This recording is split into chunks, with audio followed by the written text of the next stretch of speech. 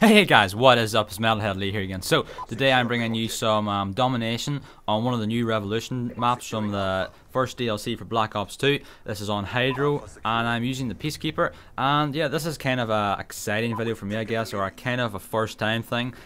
You've probably read the title. It's my first time for getting a Warthog. So I mean, I'm considering myself a pretty average player, so getting a Warthog that needs 1400 points or as a score streak, you know, it's not easy for me to get, because I mean, I'm not great at the game. As you watched my previous ones, I mean, my gameplay, it's nothing spectacular. I'm an average player. You know, I don't get big score streaks. I usually get a decent score, but I don't usually have a good score streak. I usually have a lot of deaths along with a lot of kills. So this is the first time I got it. It's the biggest score streak I've ever got, and basically that's because I consider myself a team player. You know, I use score streaks such as the UAV, you know, the Sentry and stuff like that, that helps the rest of the team as well, not just me getting kills. But recently I've been, I guess I wanted to try and get them for YouTube and to put the gameplays out, and basically to challenge myself to see if I could do it. So the Warthog was the only one was the highest one I've unlocked so far as I prestige recently. So I haven't unlocked the Lodestar, sorry, or the Warship, or the K9 unit on Swarms and so on. So I will try and get. I know the Swarm is the big thing in YouTube at the moment. Everyone tries to get it. I mean, people are really good at it. I've seen a few people do one every day, which is I haven't even got one in my entire time playing. But yeah, I'm really liking the new DLC so far. I mean, the Peacekeeper, I really like it, as I'm using it in this. I'm using it with a red dot sight and a suppressor, which personally is my favorite setup for it. I think the suppressor really helps it out, as I like close quarter combat, so the suppressor, I find it works better for that. Not great in long range, but as I said, I'm usually get up close and personal. Yeah, how I got the Warthog in this game was I was a campy bitch, and that's the only way to put it. I camped a lot here in this I guess kind of terminal, I guess you call it, or kind of station, and then I flipped to the other side, and basically I waited for guys to come here. I think Domination is probably one of the easiest, or the easier modes to get score streaks in, because you do earn 200 points for a capture, you get extra points for defending, and you know, it is one of the easier ones to get.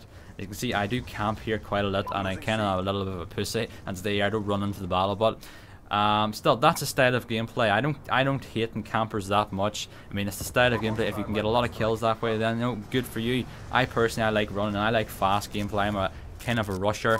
I like rushing in, and that's why I like the SMGs. They're quick. I usually tie it in with the lightweight perk, and I can't remember what it's called. The one that makes you go faster for longer. I use them too. Basically, so I can get in the battle as quickly as possible. That's my old style. I've always used it, even in Call of Duty 4, Modern Warfare, and Black Ops 1. I've always used that kind of setup.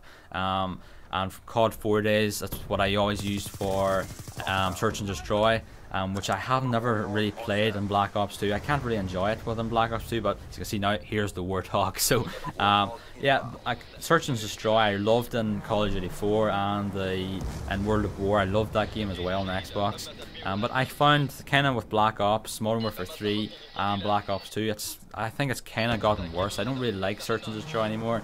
I think one of the big things I liked about COD 4 and World of War was you get a lot of points for every kill, and especially back in those days I was playing with friends, so it's a lot more fun, and I don't play with people I know that much anymore.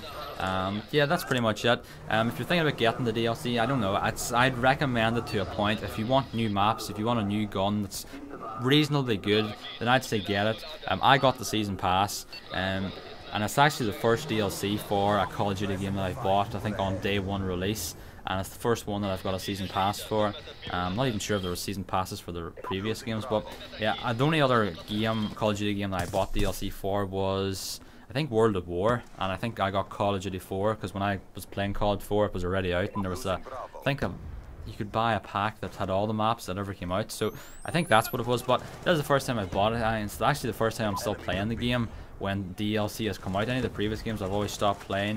What usually happens with me is I buy the game when it comes out, usually in November, then maybe and around mid-January I'll get fed up with the game and I'll sell it on eBay, and then about 4 or 5 months later I'll buy it again, and there'll be DLC out by that time.